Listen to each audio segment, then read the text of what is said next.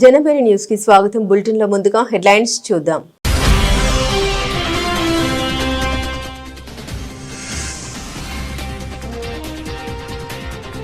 Bharat America బంధం చల్లబడింది. American Congress సభ్యుడు రాజా కృష్ణమూర్తి ఆందోళన.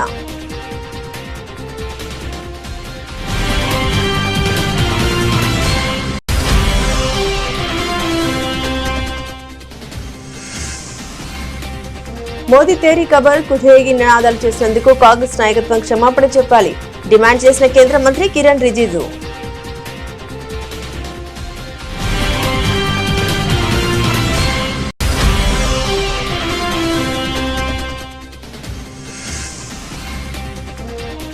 పెద్ద ఎత్తున విదేశీ మాదక ద్రవ్యం ఆదా అయింది స్పష్టం చేసిన కేంద్ర మంత్రి పీయూష్ గోయల్.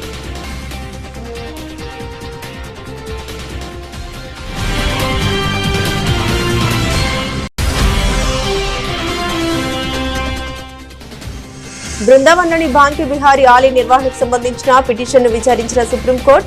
మధుర జిల్లా మెజిస్ట్రేట్ ఆలయ నిర్వహణ కమిటీ ప్రభుత్వానికి కోర్టు నోటీసులు జారీ.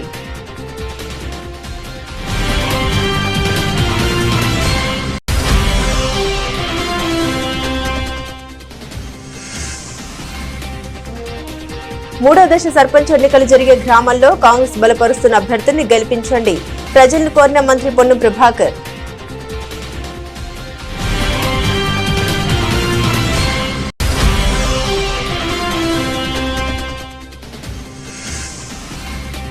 రెండు 2027 కుంభమేళా వైభవంగా నిర్వహించబడుతుంది స్పష్టం చేసిన ఉత్తరాఖండ్ ముఖ్యమంత్రి పుష్కర్ సింగ్ ధామే.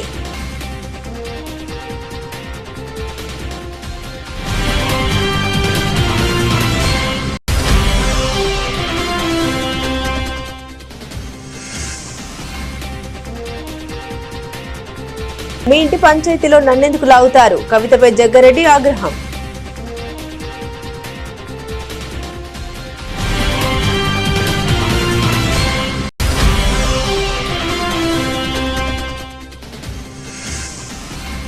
వైసీపీ కేంద్ర కార్యాలయంలో ఘనంగా అమరజీవి పొట్టి శ్రీరాములు వర్ధంతి నివాళులర్పించిన వైసీపీ నేతలు.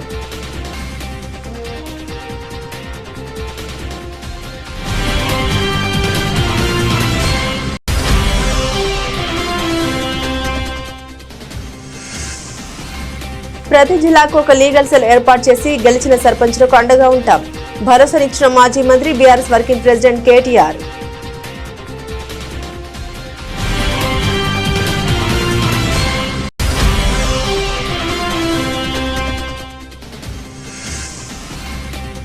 మంత్రివర్గం ఆమోదం లేకుండానే కూటమి ప్రభుత్వం అప్పులు వైకాపా నేత మాజీ ఆర్థిక మంత్రి బుగ్గన రాజేంద్రనాథ్ రెడ్డి ఫైర్.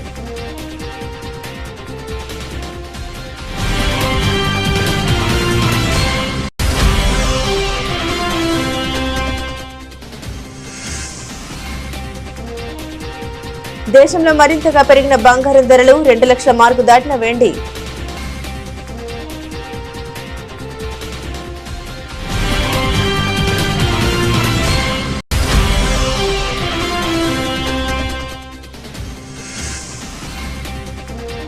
ధర్మశాల టీ20లో టీమిండియా ఆదుర్స్ దక్షిణాఫ్రికాపై ఘన విజయం 7 వికెట్ల తేడాతో సఫారీలను చిత్తు చేసిన టీమిండియా.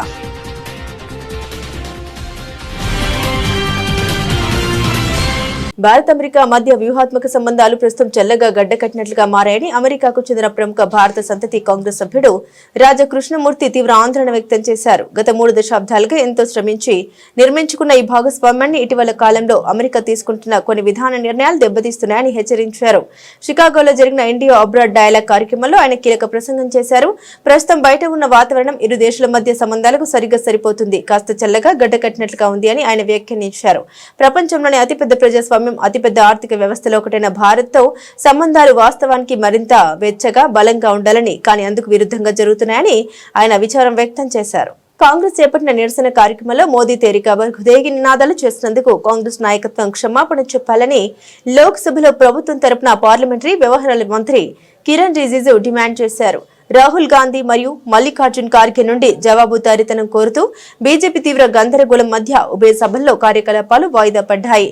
రామ్లీలా మైదాన్ ర్యాలీలో ప్రధానమంత్రి మరణాన్ని కోరుతూ నినాదాలు చేసినట్లు ఆరోపణ రావడంతో వివాదం చెలరేగింది.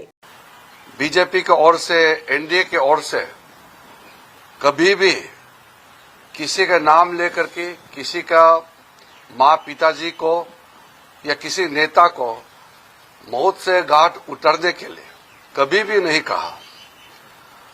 वैसे भी हम लोग जितना भी एक दूसरे के विरोधी हो, फिर भी हम विश करते हैं।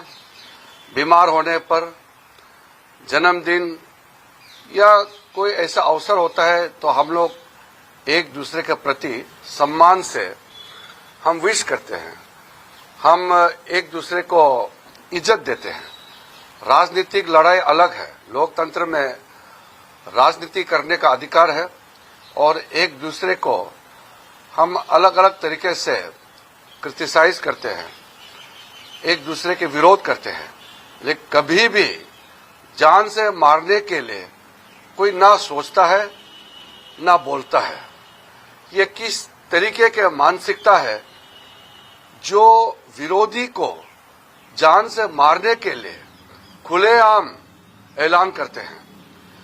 देश के प्रधानमंत्री 140 करोड़ भारत के विश्व के सबसे बड़ा लोकतंत्र भारत देश का प्रधानमंत्री आदरणीय नरेंद्र मोदी जी को दुनिया मानते हैं, देश के लोग मानते हैं, और उसमें कुछ विपक्ष के लोग प्रधानमंत्री को अगर जान से मारने के लिए कहता है तो ये बहुत ही दुखद और अफसोस की बात है। सिर्फ खंडन करने से नहीं होगा। पार्लियामेंट में कांग्रेस अध्यक्ष और कांग्रेस के नेता प्रतिपक्ष माफी मांगना चाहिए, देश से माफी मांगना चाहिए। పార్లమెంట్ का ఫ్లో దేశ ఆర్థిక వ్యవస్థ అభివృద్ధి చెందుతున్న స్థితిని పరిశీలిస్తే పెద్ద ఎత్తున విదేశీ మాదక ద్రవ్యం ఆదా అయిందని కేంద్ర మంత్రి పీయూష్ గోయల్ అన్నారు. స్వతంత్రంగా చూస్తే దిగుమతులు 8% తగ్గాయని తెలిపారు. ఇంధన రంగాన్ని పరిశీలిస్తే గత 11 సంవత్సరాల్లో ప్రధానమంత్రి మోదీ పదవీ కాలంలో జరిగిన ప్రమాణం గణనీయమైన పరివర్తన ప్రతిబింబిస్తోందన్నారు. देश की बढ़ती हुई अर्थव्यवस्था के हिसाब से देखिए तो बहुत बड़े पैमाने पे फॉरेन एक्सचेंज सेविंग हुई है, पर स्टैंड अलोन फिगर भी देखें तो 8% इंपोर्ट घटा है। दो आपकी जानकारी के लिए, क्योंकि आप सब इकोनॉमिक जर्नलिस्ट भी हैं, हमने जो देखना चाहिए ऐसे कि कोल की रिक्वायरमेंट क्या ग्रो कर रही है।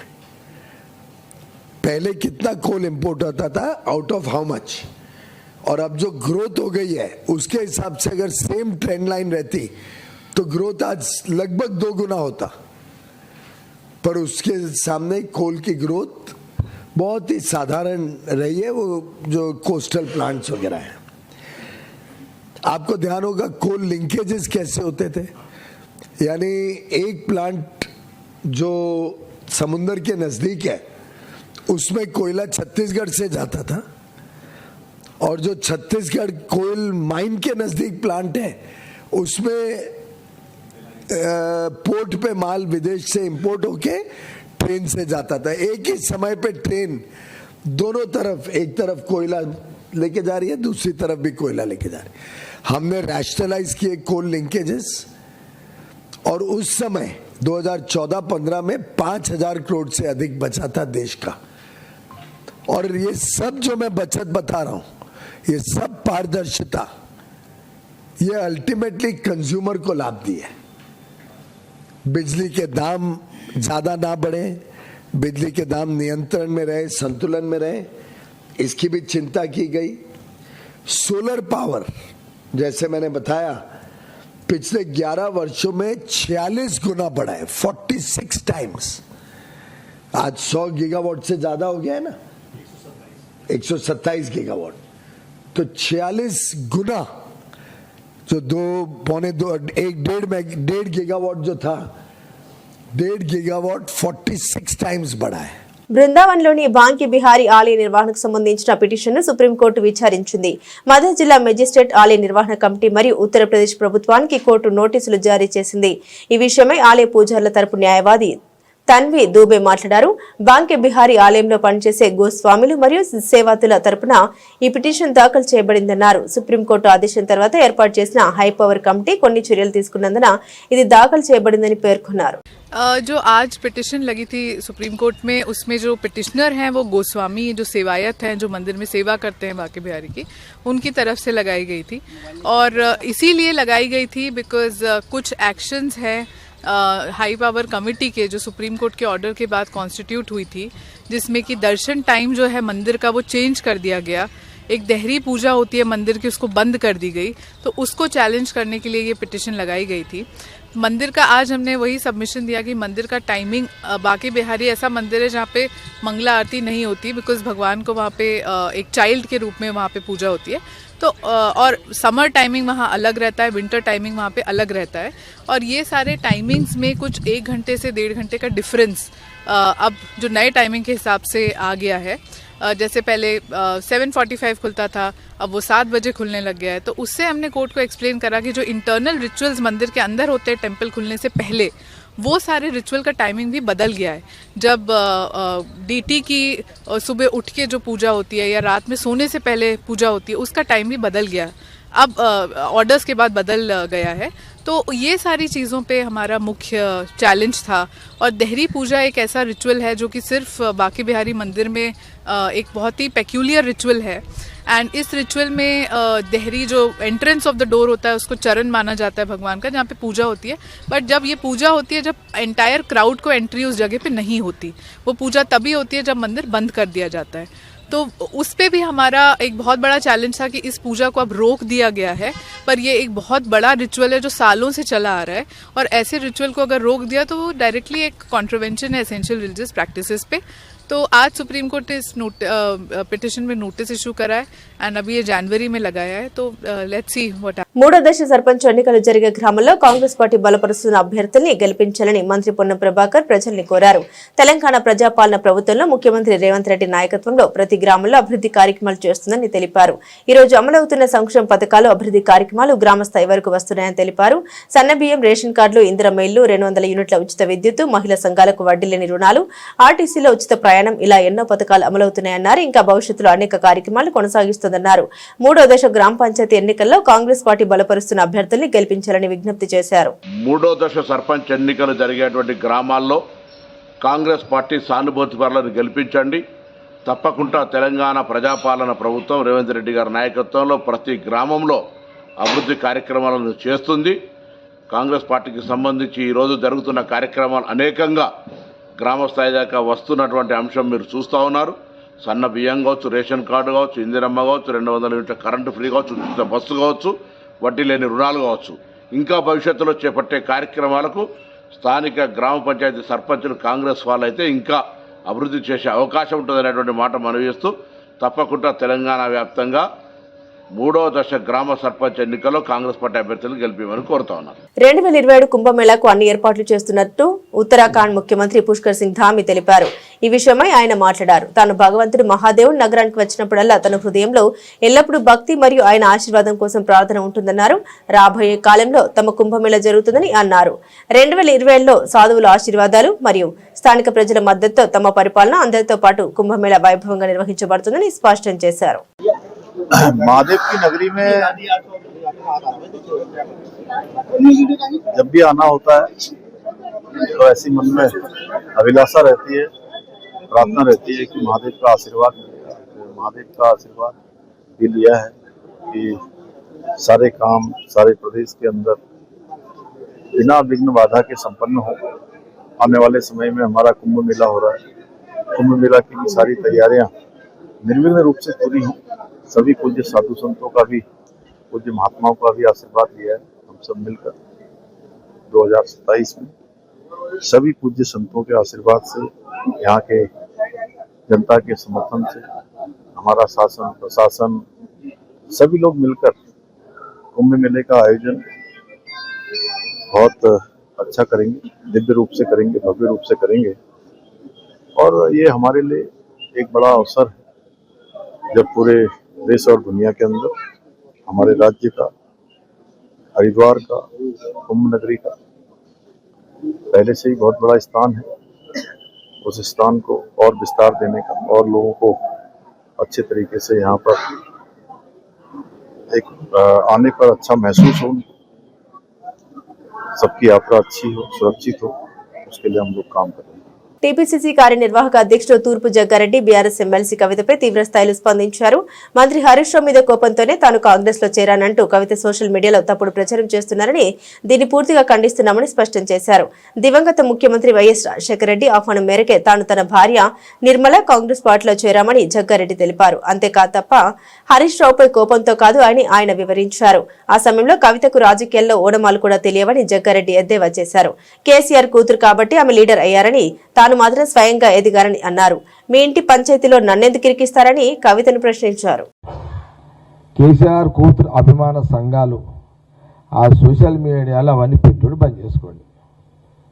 రాజకీయ విలువలతో కూడుకున్న రాజకీయం చేసుకొని నాయకులు కండి అని హితవు యాజ్ ఎ పొలిటీషియన్గా నేను సజెషన్ చేస్తున్నాను.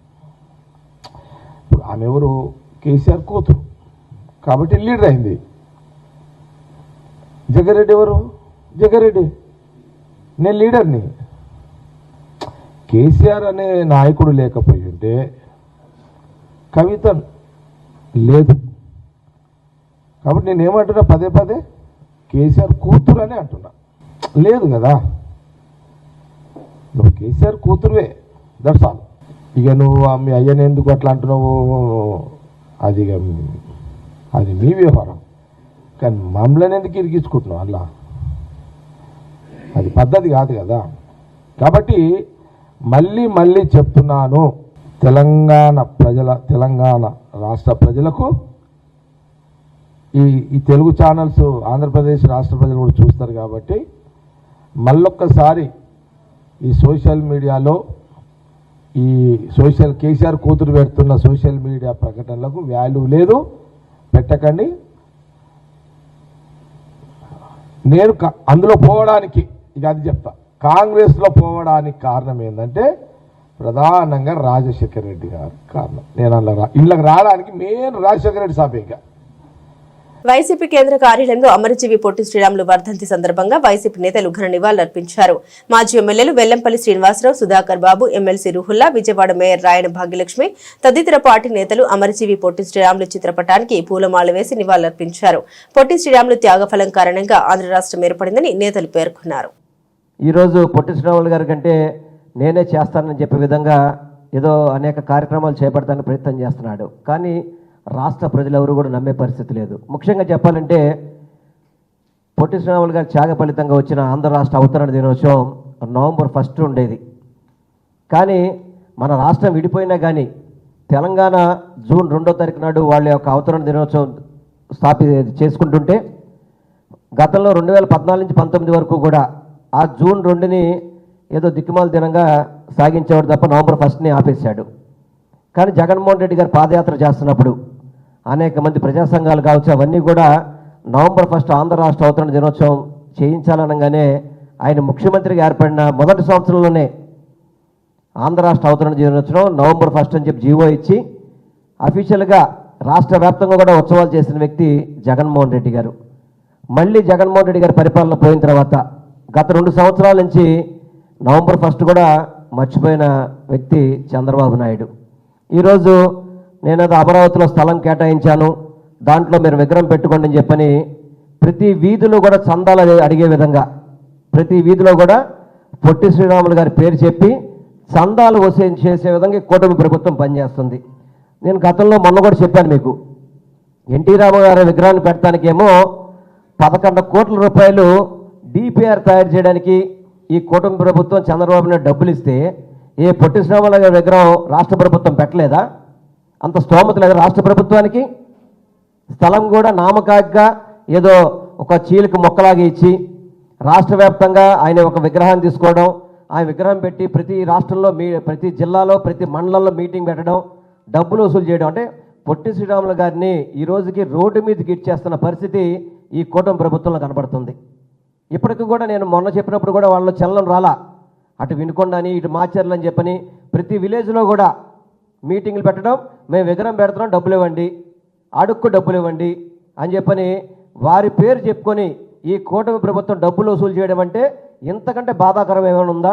ప్రతి జిల్లాకు ఒక లీగల్ సెల్ ఏర్పాటు చేసి గెలిచిన సర్పంచ్లకు అండగా ఉంటామని మాజీ మంత్రి బీఆర్ఎస్ వర్కింగ్ ప్రెసిడెంట్ తారక రామారావు అన్నారు. కాంగ్రెస్ నాయకులు బెదిరింపులకు పాల్పడి ఏదో ఒక కేసులో ఇరికించి మిమ్మల్ని సస్పెండ్ చేయించే కుట్రలు చేస్తారని, కానీ మీరు ఎవరికి భయపడొద్దని సూచించారు. ఈ ప్రభుత్వంలో ఇంకో 2.5 ఏళ్లు మాత్రమే పనిచేస్తారని, మళ్లీ మన ప్రభుత్వంలో ఇంకో 2.5 ఏళ్లు పనిచేస్తారని పేర్కొన్నారు.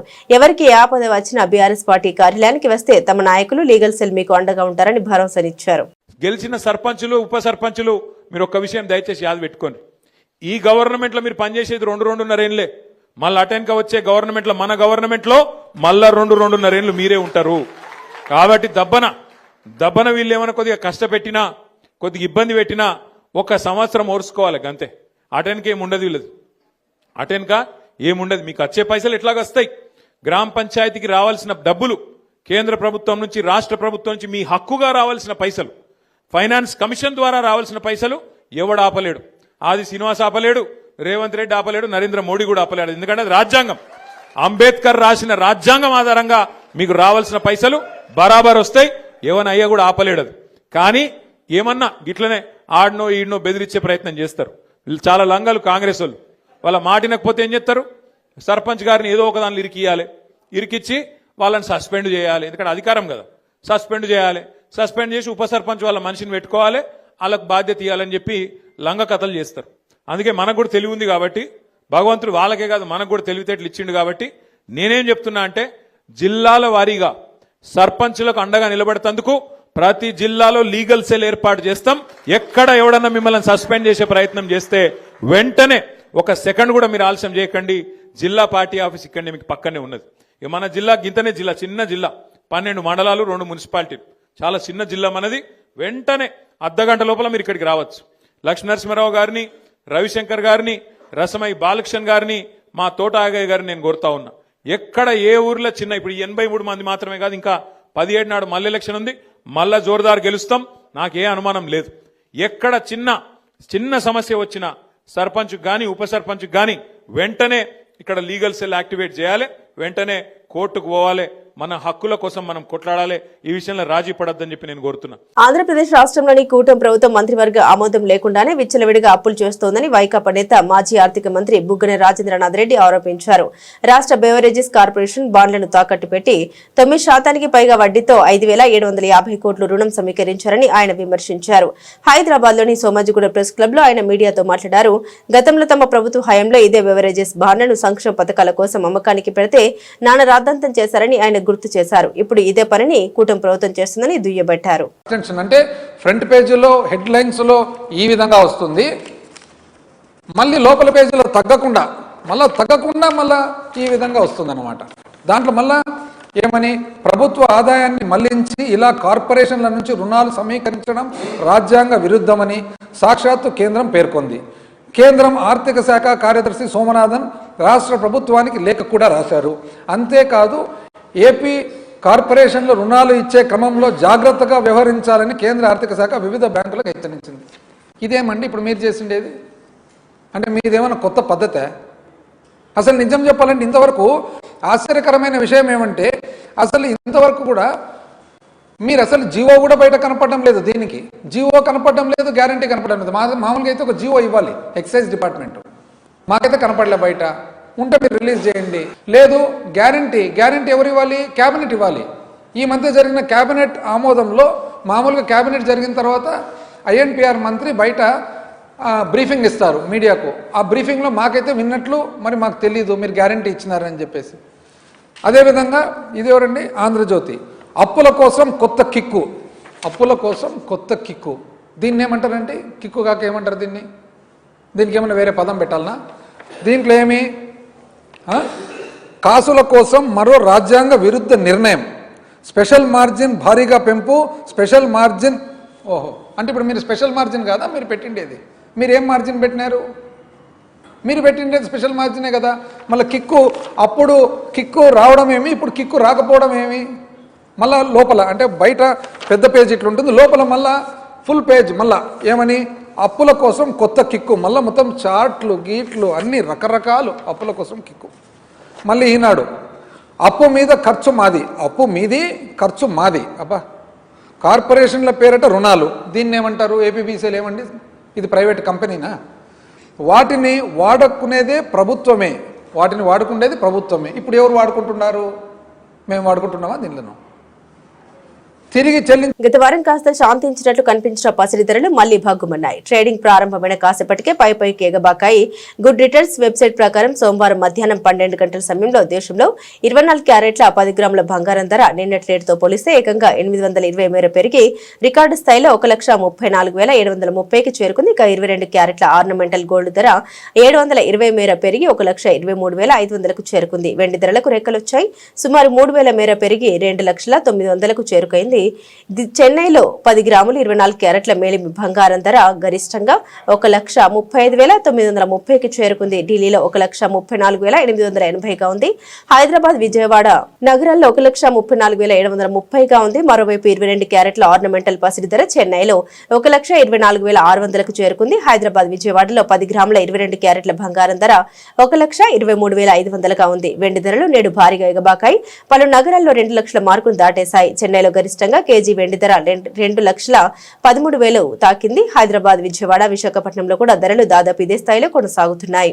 ధర్మశాల వేదికగా దక్షిణాఫ్రికాతో జరిగిన 3వ టీ20 మ్యాచ్ లో భారత జట్టు అద్భుత ప్రదర్శన చేసింది. బౌలర్లు, బ్యాటర్లు సమిష్టిగా రాణించడంతో 7 వికెట్ల తేడాతో సఫారీలపై ఘన విజయం సాధించింది. మొదట బౌలింగ్ లో ప్రత్యర్థిని తక్కువ స్కోర్కే కట్టడి చేసి ఆ తర్వాత స్వల్ప లక్ష్యాన్ని సునాయాసంగా ఛేదించింది. ఈ మ్యాచ్ లో టాస్ గెలిచిన భారత కెప్టెన్ సూర్యకుమార్ యాదవ్ ఫీల్డింగ్ ఎంచుకున్నారు. బ్యాటింగ్ కు దిగిన దక్షిణాఫ్రికాకు ఆరంభంలోనే గట్టి షాక్ తగిలింది. భారత బౌలర్ల కట్టుదిట్టమైన బౌలింగ్ కు సఫారీ బ్యాటర్లు వరుసగా పెవిలియన్ కు క్యూ కట్టారు. దక్షిణాఫ్రికా నిర్ణీత 20 ఓవర్లలో 117 పరుగులకు ఆలౌట్ అయింది. భారత బౌలర్లలో హర్షదీప్ సింగ్, వరుణ్ చక్రవర్తి, హర్షిత్ రాణా, కుల్దీప్ యాదవ్ తలా 2 వికెట్లు పడగొట్టి సఫారీల పతనాన్ని శాసించారు. హార్దిక్ పాండ్యా, శివన్ దూబే చెరో వికెట్ తీశారు.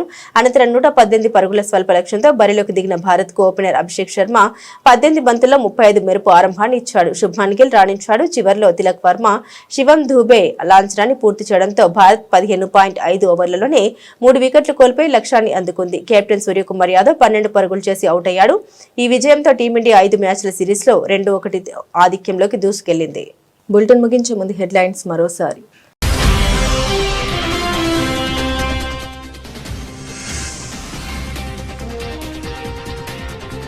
భారత్ అమెరికా బంధం చల్లబడింది. అమెరికన్ కాంగ్రెస్ సభ్యుడు రాజా కృష్ణమూర్తి ఆందోళన.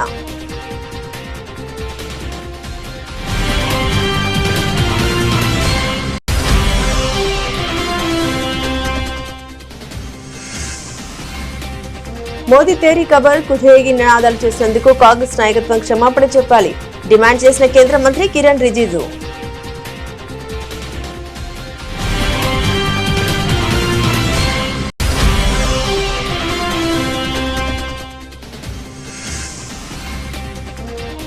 పెద్ద ఎత్తున విదేశీ మాదక ద్రవ్యం ఆదా అయింది స్పష్టం చేసిన కేంద్ర మంత్రి పీయూష్ గోయల్.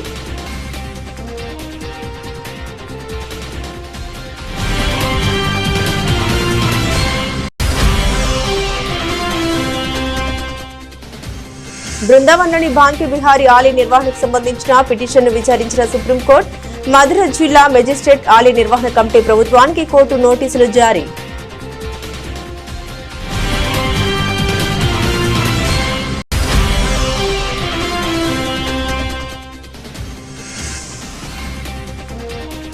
మూడో దశ సర్పంచ్ ఎన్నికలు జరిగే గ్రామాల్లో కాంగ్రెస్ బలపరుస్తున్న అభ్యర్థుల్ని గెలిపించండి ప్రజలను కోరిన మంత్రి పొన్నం ప్రభాకర్.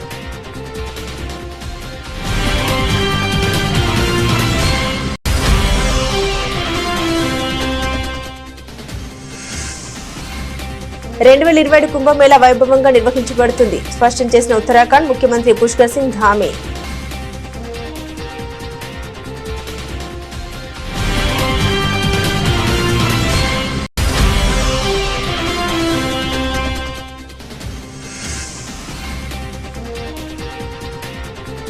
మీ ఇంటి పంచాయతీలో నన్నెందుకు లాగుతారు కవితపై జగ్గారెడ్డి ఆగ్రహం.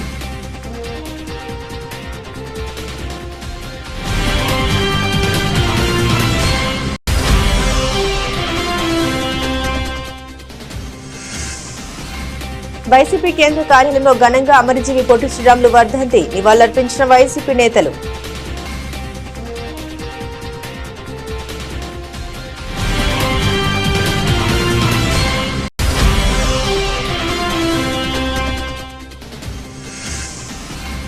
ప్రతి జిల్లాకు ఒక లీగల్ సెల్ ఏర్పాటు చేసి గెలిచిన సర్పంచులకు అండగా ఉంటాం. భరోసానిచ్చిన మాజీ మంత్రి బీఆర్ఎస్ వర్కింగ్ ప్రెసిడెంట్ కేటీఆర్.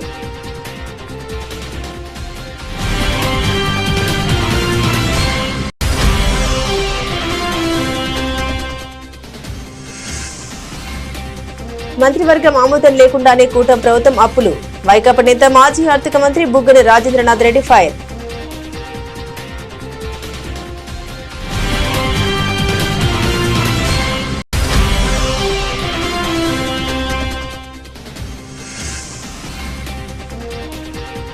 దేశంలో మరింతగా పెరిగిన బంగారం ధరలు. 2 లక్షల మార్కు దాటిన వెండి.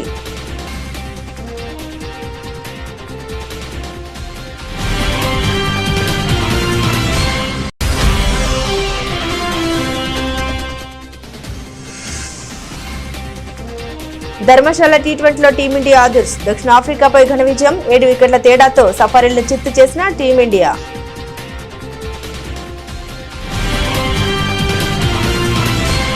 ఇవి బులెటిన్ అప్డేట్స్. మరిన్ని అప్డేట్స్ కోసం చూస్తూనే ఉండండి.